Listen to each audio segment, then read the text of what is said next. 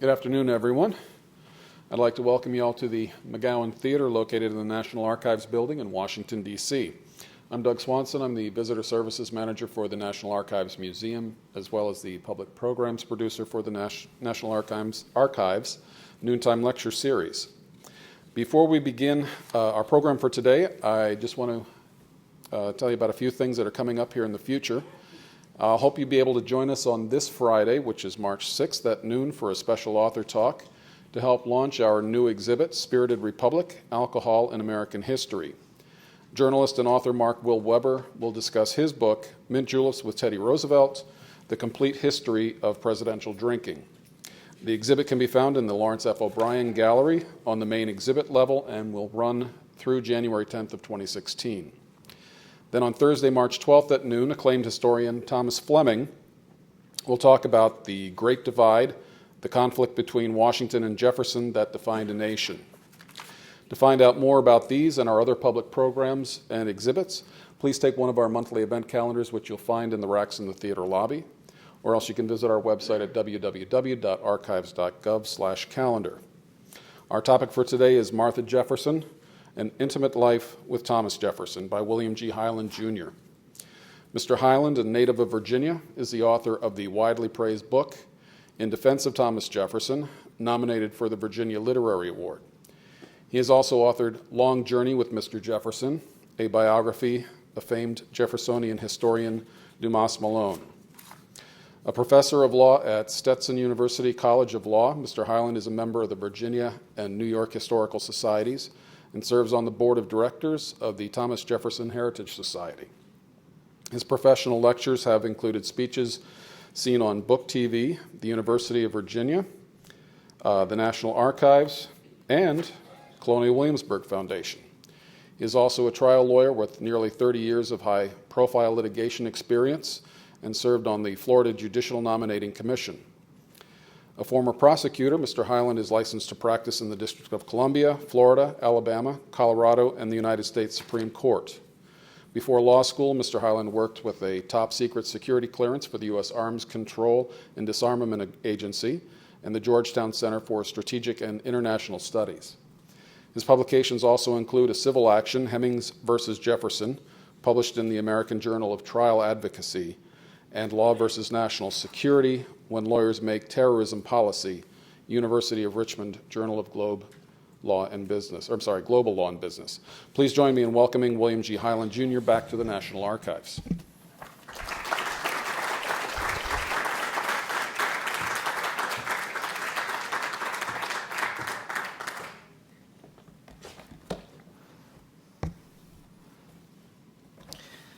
Good afternoon, and it's nice to be back. I wish I had brought a little bit of good weather back with me. I just flew up from Tampa, Florida yesterday, and it was a very brisk 79 degrees and sunny. So I have to fly out tonight before we get hit with 6 inches of snow because spring training is calling me back. But thank you for coming out in bad weather. I appreciate it. Martha Jefferson. Martha Jefferson was Thomas Jefferson's true love, kindred spirit, and his wife for 10 years. She tragically died in childbirth at the tender age of 33. A year after the bloody Revolutionary War ended, Martha Jefferson lay near death. She feebly held up 3 petite fingers to her loving husband, Thomas Jefferson. Thomas Jefferson's face was set hard as he stared into Martha's red-rimmed eyes, hazel eyes that he affectionately called Patty. She asked him on her deathbed for a secret promise. After she died, she asked him never to marry again. An edge of almost manic desperation permeated her tone. The words had an ominous double meaning for both her and Thomas Jefferson. The thought of her own harsh stepmothers invaded Martha's protective thoughts for her 3 young daughters, Polly, Patsy, and Lucy. Jefferson wiped away a single tear and chastely kissed her on the forehead and agreed to her dying plea. He looked into her hazel eyes and said that he would never, ever marry again after she died, and he never did.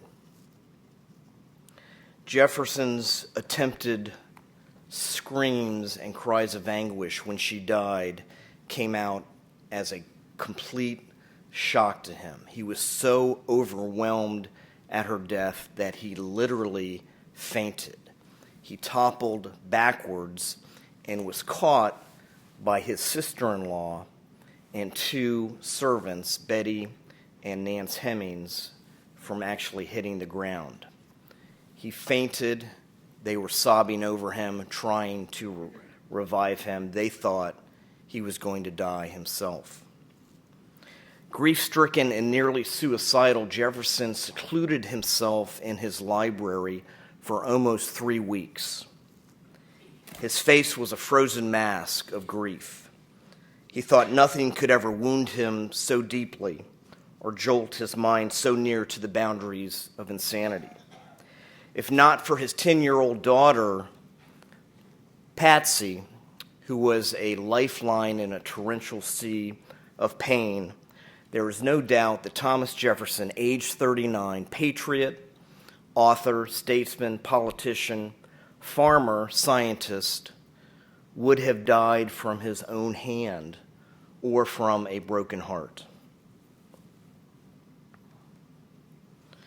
Who was Martha Wales Skelton Jefferson, and how did she influence, perhaps arguably, the most famous American in history?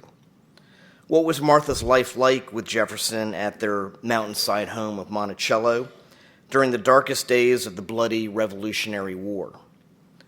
She endured 6 pregnancies, the death of 4 children, while running a household and 2 plantations, not only Monticello, but her father's plantation called the Forest. What was her relationship with the famous Hemings servants of Monticello and the infamous Sally Hemings herself? What did Martha look like? Was she a kind and loving mother or a cold matriarch like her 2 cruel stepmothers? What was her relationship with Thomas Jefferson's mother, her mother-in-law, Jane Randolph Jefferson, Jefferson's controlling and somewhat eccentric mother? Martha Jefferson is a little-known and elusive figure in history. She has been all but lost to history until now. By gleaning anecdotes and quotes from a myriad of sources, my book tries to present Martha as a vivid character rather than merely the dutiful wife of Thomas Jefferson. Instead of having a frosty respect for Martha as a woman who endured 7 difficult pregnancies and life-threatening pregnancies, I hope the reader will experience a visceral appreciation of this woman who helped her husband every step of the way to climb the scales to the zenith of political greatness. Martha's resolve, courage, sterling character, and steadfast patriotism, these exemplary virtues were forged through a lifetime of hard work, emotional distress, but most importantly, through a deep and abiding love of family. A portrait of Martha emerges as a woman who had charm, sophistication, grace, education, and a profound sense of family while enduring a bloody Revolutionary War. Martha would have been an exceptional woman in any era, but for her to do what she did in the 18th century America, giving attitudes about women, was truly remarkable. Yet Martha has been overshadowed by the other elemental women of the Revolution: Abigail Adams, Dolly Madison, Martha Washington. But she was no less a fervent and passionate patriot whose tireless pursuits on behalf of her family and her country proved just as crucial to the forging of a new nation as the rebellion that established it. Martha endured the revolution as valiantly as some men, defending her very doorstep at Monticello from the raiding British invasion, especially the bloody dragoon by the name of Banastre Tarleton. You know, Tarleton wanted to capture Jefferson, who was governor at that time. He wanted to capture Jefferson, hang him in front of his family and the townspeople of Charlottesville, then draw and quarter his body. Not a pleasant experience for his family. Thomas Jefferson did not sit for a portrait until after his wife's death, and no likeness of Martha was ever put to canvas as far as we know. This picture is a modern-day depiction from what we have from descriptions of her. According to family tradition, Martha was auburn-haired and hazel-eyed, with, quote, a lithe and exquisitely formed figure, a model of graceful and queen-like carriage. Mrs. Jefferson was small, recalled the Monticello slave, Isaac Jefferson, and a, quote, pretty lady. Family members described her as distinguished for her beauty, her accomplishments, and her solid merit, quote, a little above medium height, and, quote, slightly but exquisitely formed. Her complexion was brilliant, quote, and her large expressive eyes were the richest shades of hazel. To judge from traditional family description, Martha had a striking resemblance to the Medici Venus, a portrait and sculpture that Jefferson owned. Like the captivating statue, Martha was reportedly distinguished for her rare beauty.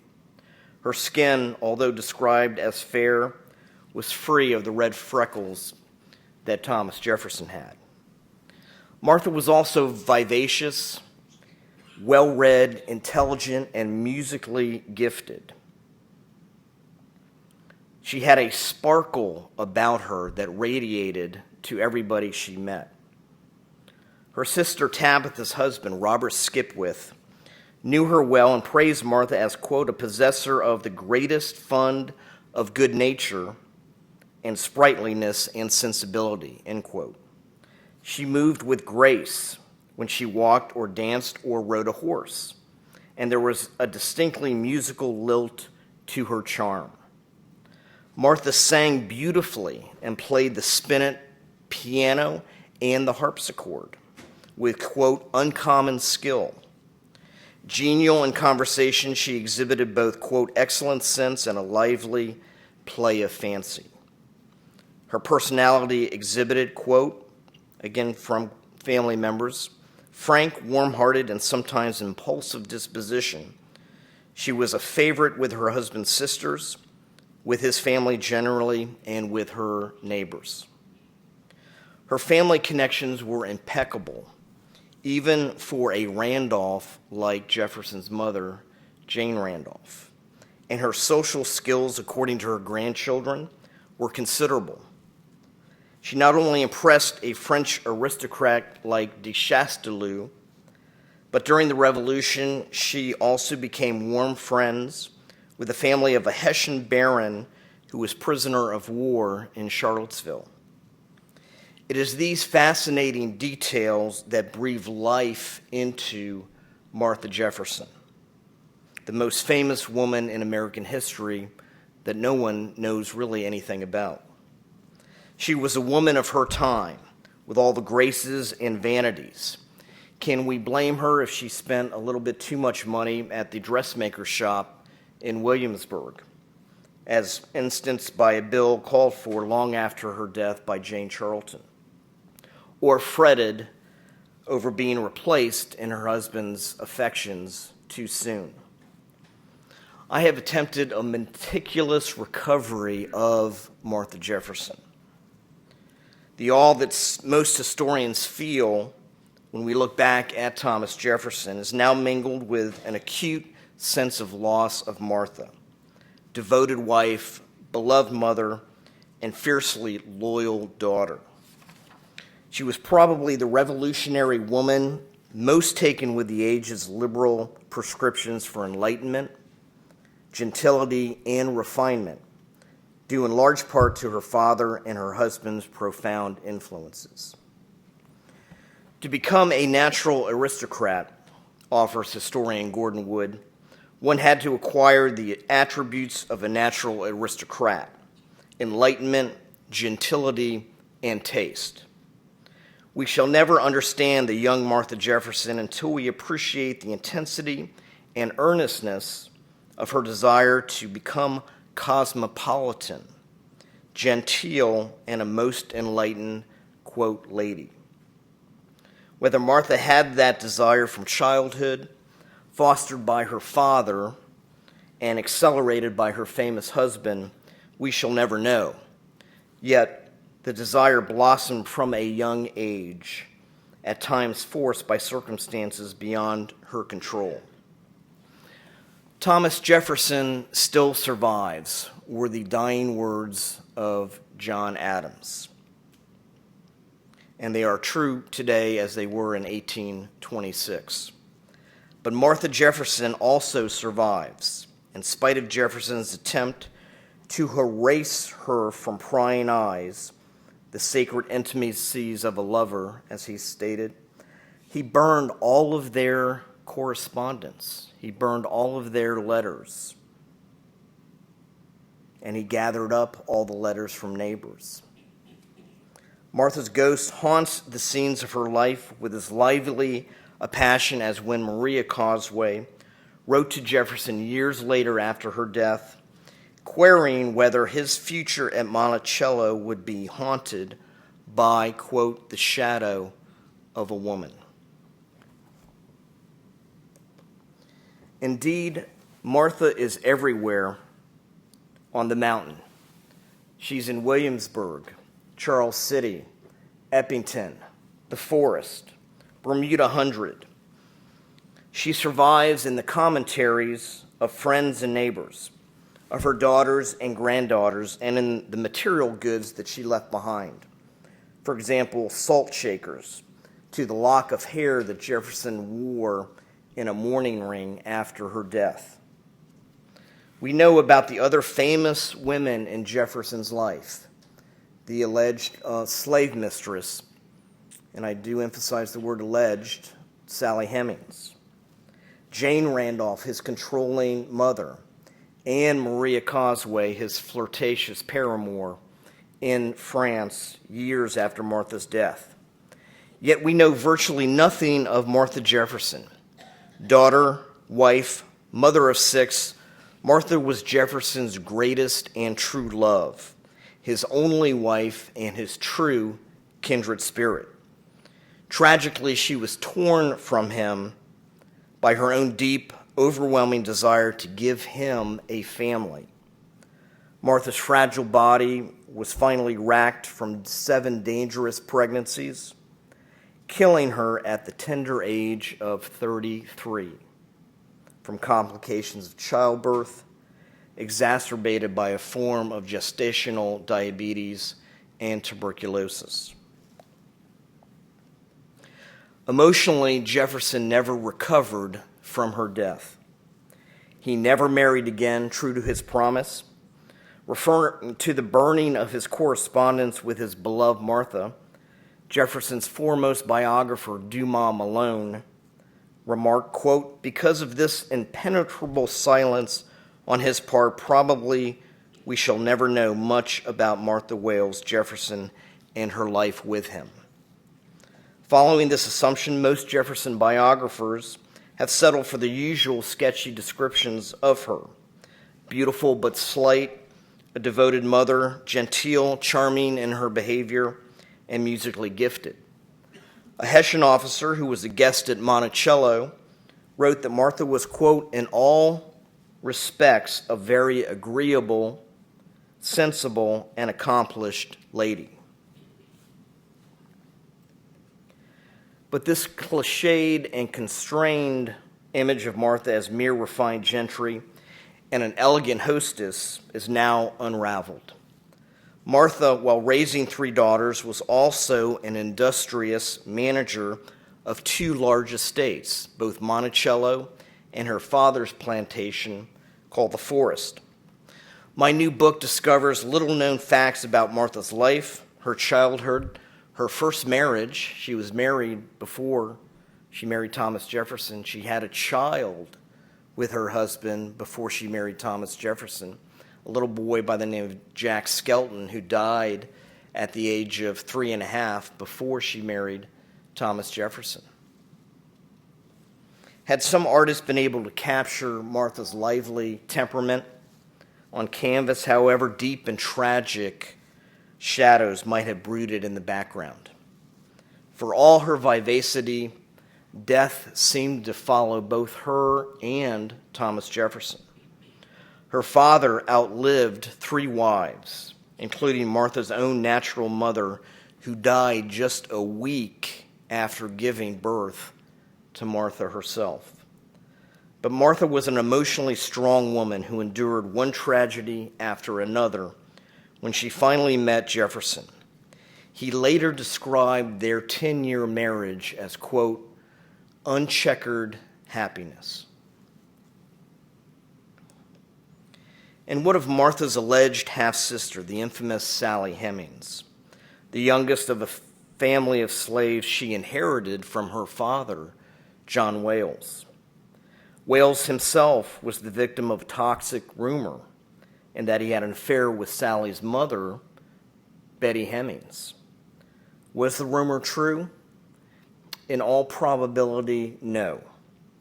I have attempted to take a painstaking look at the evidence into John Wales, perhaps the most influential man on Martha Jefferson, while investigating Martha's relationships with the other men in her life, from her father, John Wales, to her first husband, Bathurst Skelton.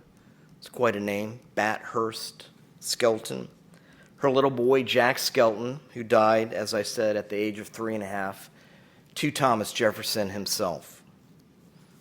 I have attempted to recreate their relationship in meticulous detail, from the food they ate, the music they enjoyed, the books they read, the clothes they wore, to the savage war they endured as husband and wife. But for all their life experiences, in the end, their relationship embodied an American love story for the ages. I hope to give the reader an exclusive look at Martha's character, who some historians have seeded as bland, if she has been mentioned at all. But Martha is shown to be a passionate, sensitive, capable, well-read girl who matured into a tender and accomplished, sometimes willful woman. Martha was no milksop nor docile. She lost, by Jefferson's own letters, over 100 pounds sterling in cards in January of 1773, although Jefferson abhorred cards and gambling. Martha's temper and vivacity are attested to by her daughter, Patsy, and her granddaughters, as is her strong-minded child rearing. Patsy related one incident where she had been scolded not once but twice by Martha, whereupon Jefferson intervened with some gentle words. Martha's granddaughter, Ellen Randolph Coolidge, celebrated, quote, her wit, her vivacity, and her agreeable person and manners, while her great-granddaughter, Sarah Nicholas Randolph, added that Martha was, quote, a person of great intelligence and strength of character, with, quote, a mind of no ordinary caliber. She was well educated for her day and a constant reader. She inherited from her father his method and industry. This paragon of white Southern womanhood was not, however, all sweetness, as even some of her most devoted descendants admitted. Quote, my grandmother Jefferson, wrote Ellen Coolidge, drawing on her own mother's memories, had a vivacity of temper which might sometimes border on tartness. But Martha was tender too. Jefferson told his sensitive daughter Polly that Martha had once remarked on being ill-treated by a neighbor, yet she, quote, had rather endure 2 such insults as to offer one. In my book, it is my hope to bring Martha's character to life for the reader with new and revealing details. The historical period in which Martha matured as a woman, wife, and mother was quite simply the greatest and perhaps most tumultuous in American history. She knew and loved Jefferson during his greatest political writings, and there is new evidence of her influence on these historical documents, especially the Declaration of Independence, as well as his governorship of Virginia and the brutal Revolutionary War, in which her own home was invaded by British troops, Martha and her children barely escaping with their lives. And finally, new evidence has emerged as to the probable cause of Martha's death. Previously thought to be complications from childbirth, while properly cautious about any long-term diagnosis, diabetes, gestational diabetes combined with tuberculosis, were the likely sources of Martha's complications, woes, and medical complications. Martha's babies grew larger with each birth, a very common symptom of a life-threatening disease. Her final baby, Lucy Elizabeth, weighed an amazing 16 pounds. Finally, Martha played the most essential role in the life of Thomas Jefferson, lover, friend, and partner in fame, who faced the late 18th century with the dangers of frequent childbearing and searing anxiety about infant mortality. It is beyond coincidence that Martha died from complications following labor, as did her own daughter, Polly, as did Martha's own mother, Mary Epps. Death and tragedy seemed to follow Martha Jefferson. All the more remarkable then that Martha loomed so large in life and death, and in her case, the formation of a fledgling nation. Martha Jefferson's pleasures and tragedies, and even the personal charms that her family treasured, were typical enough of Chesapeake women of her time and status. But her crowning achievement was to provide an interlude for her family, a simple private happiness for Thomas Jefferson and her children. Although Jefferson preserved more than 25,000 letters from his collection, he kept 18,000 letters of his own. He destroyed all of Martha's correspondence with him, going so far as to collect her letters and friends from his neighbors. As biographer Dumas Malone succinctly put it, quote, "His wife did not belong to posterity. She belonged to him." Martha Jefferson was buried beneath a great oak on the side of the mountain at Monticello, near Jefferson's boyhood friend, Dabney Carr, and her lost children. She was buried in the 80-square-foot graveyard Jefferson had made out the side of his mountaintop in 1773, a year after their marriage. The graveyard had been cleared from the surrounding forest to receive the body of his friend and brother-in-law, Dabney Carr, who died at 29 of, quote, a bilious fever. The spot selected for the graveyard was a sentimental one because the two young men had read and talked together under a great oak tree at this spot and had made a pact that they would both lie there in death one day. When Martha was buried, Jefferson placed on the grave slab a white marble with her birth date and these lines, quote, "To the memory of Martha Jefferson, daughter of John Wales, born October the 19th, 1748, intermarried with Thomas Jefferson January 1st, 1772, torn from him by death, September 6, 1782. This monument of his love is inscribed with a quote, If in the house of Hades men forget their dead, yet will I even there remember you, dear companion. Those last words were a quotation from the Iliad in Greek. Jefferson used these words for other reasons than the display of classical learning, noted his biographer Dumas Malone. Quote, he thereby revealed his devotion to the initiated while veiling it from the vulgar gaze of the public. In the end, there is only one picture of Martha that lasts, and that is a woman who deeply loved Thomas Jefferson. Martha's laughter still rings in the South Pavilion, and the trills of her harpsichord echo in the parlor. Her step sounds in the beer room, and her directing voice in the kitchen. Martha's spirit breathed life into both Monticello and Thomas Jefferson, so much so that Jefferson could not bear to face Monticello without her. He had to change it radically in an attempt to mute Martha's strong image. He never did. Thank you very much.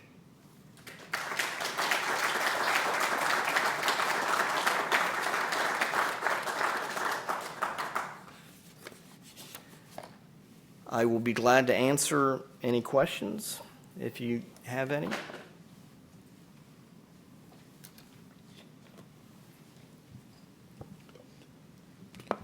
Hi, thank you. I happen to be a recently retired infectious disease specialist, so I was intrigued by, you said that the evidence about her cause of death, especially the tuberculosis. The diabetes makes sense if she had a 16-pound baby. If she had, do you know how they came up with that diagnosis? Because if she really had pulmonary tuberculosis, I think there'd be a very high chance that Jefferson himself would have also had tuberculosis. Right. From some of the surrounding women in the Chesapeake Bay area, they found that there was a large outbreak of tuberculosis in and around the years of her death. But there's no doubt in my mind that she died from complications. Her body just wore out. Yeah, the diabetes makes sense. Yeah, the gestational diabetes, definitely. But she had 6 children in 10 years. And 4 of them died. So her body was literally racked by these pregnancies, one after another. And I think Jefferson had a lot of guilt, quite frankly, after she died. There were some letters and notes in some of his papers. And certainly I think he kind of felt that it was kind of his fault. And you also said that you concluded that there's no evidence that Sally Hemings was her father's daughter. You know how that came about? Because yes, and because I don't think there's any doubt that the Hemings did come from Jefferson and Hemings. Oh no, the subsequent Hemings. Yeah, no. Well, my first book, In Defense of Thomas Jefferson, talks about the whole DNA about Jefferson and Hemings. Thomas Jefferson. Let me make this clear. I'm probably the only historian who says this. Thomas Jefferson did not have a sexual relationship with Sally Hemings. Okay? So those reunions they're having are not legit, huh? It was a Jefferson. It was not Thomas Jefferson. But I go into a lot of detail about John Wales, her father, because he's alleged to have been Sally Hemings' father with Betty Hemings, and I did a painstaking investigation. There was no documentary evidence. Sally Hemings was born after John Wales died, number one. Number two, she was born at a plantation called Guinea, which was about a 3 days hard ride from his plantation at the forest. He was completely sick and debilitated in the last year of his life. So in all probability, he was not having a sexual relationship with Betty Hemings at a different plantation. Anyway, that's for another lecture. Last year I read a book, and I think it was Mr. Jefferson's Women, something like that. And the author went through systematically and talked about the way that Thomas Jefferson interacted with women, talked about the relationships with them, and concluded that he was really a misogynist who didn't like women. And it proved it whatever. But and I do think if I can remember correctly, it did admit that the relationship was a love relationship with his first wife, but it was quite convincing about these other relationships. Have you heard of this book? I've read it. It's John Kukla's book called Mr. Jefferson's Women. Yeah, I got the title right, yeah. Completely disagree with his theory. He was, of course, a man of the 18th century. And you cannot, historians want to bring him out of the 18th century and into the 21st century, and I think that is a mistake. He had the traditional view of women in the 18th century, that the main goal was to produce children and support the family. A misogynist, no. He loved women. He was surrounded by women. His mother, his sister, who Dabney Carr was married to, his daughter, Martha, actually moved in with him with her 12 children. His wife, he was the patriarch to all of these women. So he was surrounded by women. He loved women. But having said that, he had the traditional view of an 18th century man. Thank you.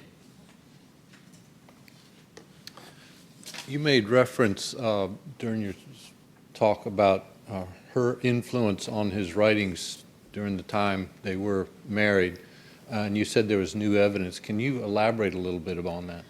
The 10 years that they were married, he had his greatest political writings. Declaration of Independence, notes on the state of Virginia. He tried to emancipate the slaves as a burgess. And it's my theory that Martha's relationship with the Hemings, that Betty Hemings was basically a surrogate mother to her. Her own mother died in childbirth. She had two mean stepmothers who were never ever mentioned in Jefferson's memorandum books. But she felt a kinship with Betty Hemings and the Hemings. And I think it was this influence that influenced Jefferson to want to emancipate the slavery. You know, Thomas Jefferson was the president who abolished the slave trade with Africa. He gets pegged very harshly, in my view, as a slave owner. He absolutely was a slave owner. But I think it was her views, her unique kinship to the Hemings that affected his views on slavery. He didn't think that they were equal to him, but he did believe in the emancipation, the eventual emancipation of slavery. That quote, that portion of the Declaration of Independence was removed by other members of the convention. But I think it was her relationship with the Hemings that affected his views on slavery especially. One more quick question. How did a hard-nosed lawyer get involved with a romantic topic such as this? Great question. I ask myself that a lot. It was an idea from my father who gave me a lot of the evidence to write a law review article about the DNA evidence about Thomas Jefferson. And when he gave me all this evidence, I just couldn't believe it. The DNA was never taken from Thomas Jefferson. All the DNA matched was a male Jefferson. And I kind of began to look at all the evidence and the relationship and the accusation that he had an affair with a 14-year-old slave girl beginning in France, and it literally, as his granddaughter said, was a moral impossibility. It's just not true. So anyway, that's where I kind of got the notion for the first book, and it kind of snowballed after that. So is there any reasonably close precision on who the male Jefferson was? You have to read my first book.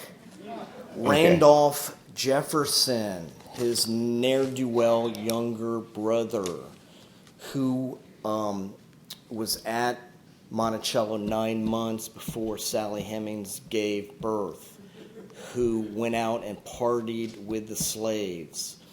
Sally Hemings' children were rumored to be fathered by Uncle Randolph. Randolph Jefferson was known as Uncle Randolph at Monticello. It probably was Randolph Jefferson, but in all probability, Sally Hemings had more than one lover. Betty Hemings, her mother, had at least 3 lovers, both black and white, so she probably had more than one lover, but it was not Thomas Jefferson. And Randolph Jefferson is Thomas Jefferson's uncle or his younger brother? Younger brother, 12-year ne'er-do-well, partying younger brother. Okay. I'll pick up your books, I guess, at some point. Did Thomas ever state that he didn't remarry because of the deathbed promise, or is that conjecture?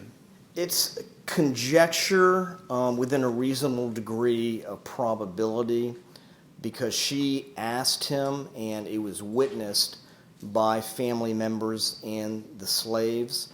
I don't think he ever found anybody that he fell in love with so much as he fell in love with Martha. Maria Causeway came very, very close in France. She was kind of the second Martha Jefferson, but she was married at the time, and they had kind of a month-long flirtatious, not a sexual relationship, but more of a friendship. But I don't think he ever found somebody as all the qualities that he was looking for in Martha. Beautiful, intelligent, from a great family, his intellectual equal. William, would you mind telling us a little bit about Martha's first husband and how he became her first husband? Did he die? Was there a divorce? And then how did Thomas and Martha actually meet? Yeah. Not a lot is known about Bathurst Skelton, but he did die of, they think it was some sort of fever. But it's really interesting because he knew Thomas Jefferson. They went to William and Mary together.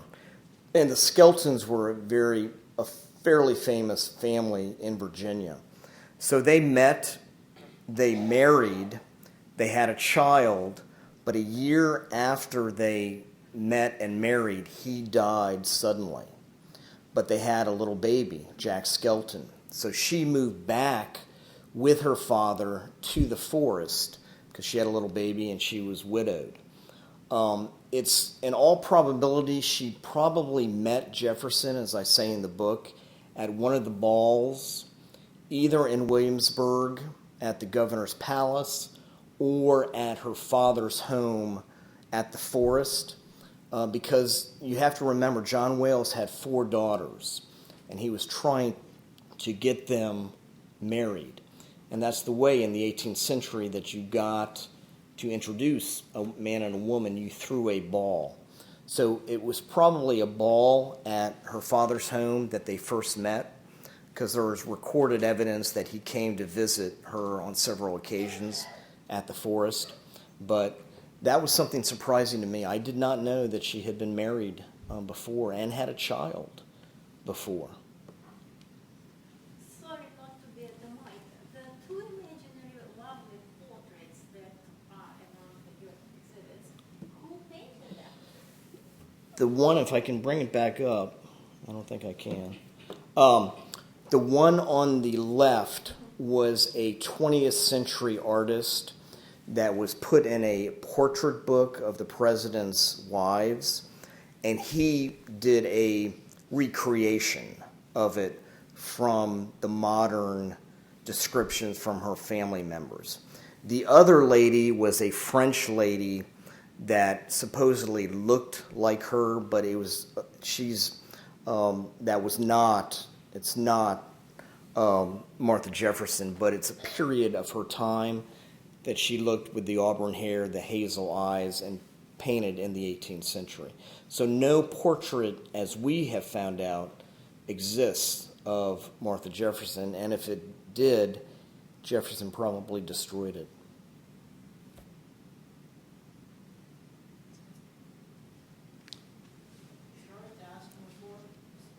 If you wouldn't mind repeating the question, since he's not going to the microphone. It's interesting the destruction of her existence. It seems in the grieving process. I mean, is that a standard scene during that time? I mean, granted, the loss of love and everything, but just you would think. I mean, I would think that in the grieving process, you would actually want to have these memories as a way of processing that. So it's just interesting to me. Is that exclusive to Jefferson, or is that something you see with men who, I don't know. No, that's a great question. Why did he destroy all the letters, and was that typical of the 18th century? Actually, Martha Washington, I believe, destroyed most, if not all, of her letters with George Washington. I'll have to check my facts, but I think she also did that too. But he was so overwhelmed with grief, and he was such a private person that he did not want anyone to know his business, especially his love life. I mean, he was just a nut about his privacy at Monticello. He had, shutters put over his private study, because people were always coming up after his presidency to see him. But I think he was so overwhelmed with grief that the 10 years of uncheckered happiness, he could not believe that they were over. And that was part of his grieving process. Certainly from a 20th century standpoint, that's not how we grieve or how somebody does grieve. But as his biographer said, she belonged to him, not a historical record. You indicated he wrote about 25,000 letters, and roughly 7,000 were to Martha? We don't know how many, because he destroyed them all. He kept 18,000 letters himself, because he was an inveterate. On his famous copying polygraph machine. Did he have this copying thing when he was writing to Martha? And what do you know about the circumstances of his burning the letters? Was it one big bonfire several years later, 2 months later, in the 3 weeks he was in the study? Right. We don't know, but in all probability, it was during the time right after she died, within the few months. When he was 39. When he was 39, that he destroyed all their correspondence. The polygraph machine, I think, was invented by him after her death in 1787. She died in 1782, I think, if I have my facts correct. The polygraph machine, that the original, I think, is at the Smithsonian here, and there's a copy at Monticello, but I think he invented that after her death. But again, he wanted to save all his memories for himself, not a historical record at all. So I believe from all the evidence, all the letters that I've read, it was during kind of this 2-month grieving process that he secluded himself in his den, in his office, that he probably destroyed all the correspondence. Could you enlighten us a little bit more about how his older daughter Patsy kept him from potentially committing suicide? Patsy was 10 years old at the time. He had 2 daughters at the time, Patsy and Polly. And those are 3, I'm sorry, Patsy, Polly, and Lucy. Patsy and Polly were the only two of his children to grow up to adulthood. Patsy, she loved to ride horses. Jefferson loved to ride horses. When he finally emerged, and I think she wrote in her memoirs that he emerged as a ghost from a tomb. When he finally came out of his den, all he wanted to do was go out into the forest and ride and have his mind blank. In fact, she described him riding, and he was so distraught that he almost fell over one time, and she actually had to grab him from falling off the saddle because his mind was still on the grief. And he wrote another letter to, I believe it was Edmund Randolph, saying that he swoons every time he sees his children. And he said something about, if it was not for my filial obligation, he would join Martha. So he had a belief in the afterlife strongly. That's a whole nother Yes, I understand. conversation. He made references to God. In the end, though, he probably believed in what's called intelligent design and not a God. Okay.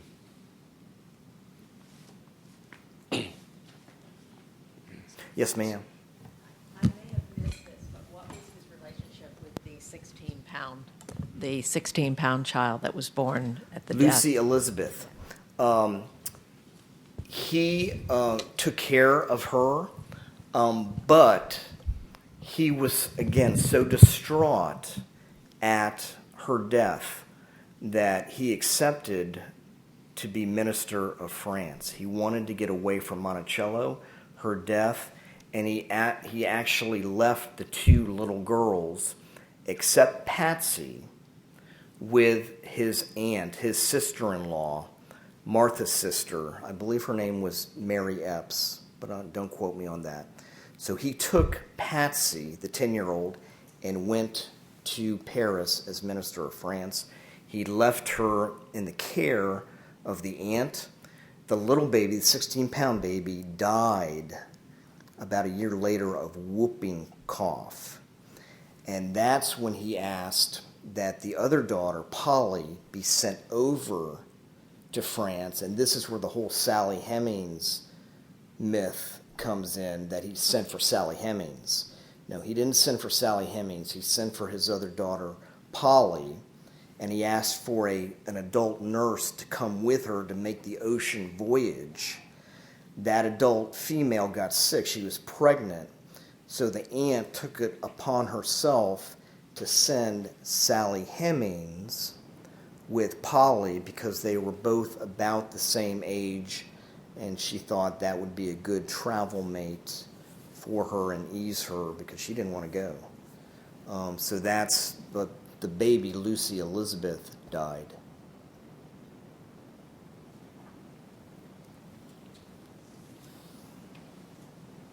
One more off the topic. About a quarter century ago, I went to there was a 2-day thing about Thomas Jefferson at UVA, and it was either sponsored by or a large part by, there was a Providence Foundation tied to some church or part of some church in Charlottesville that claimed to have evidence, I didn't really believe it, that Jefferson had been involved in founding a church. Do you know anything about that at all? I don't know anything about that. Okay. He did go to church. He was married, I believe, in an Episcopal Anglican ceremony at his father-in-law's estate. And there was a minister there who actually gave some religious vows. I don't know about him founding that. He founded the University of Virginia, but he did have his own Bible, which he kind of cut and pasted and made his own Jefferson's Bible, which again, I think the original is in the Smithsonian right across the street. Okay, yeah. Thank you. Thank you.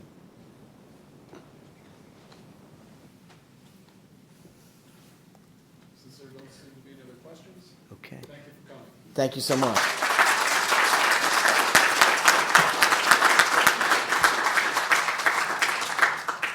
Folks, if you remember, there is a book signing one level up in the Archives bookstore. We'll meet you up there in just a few moments.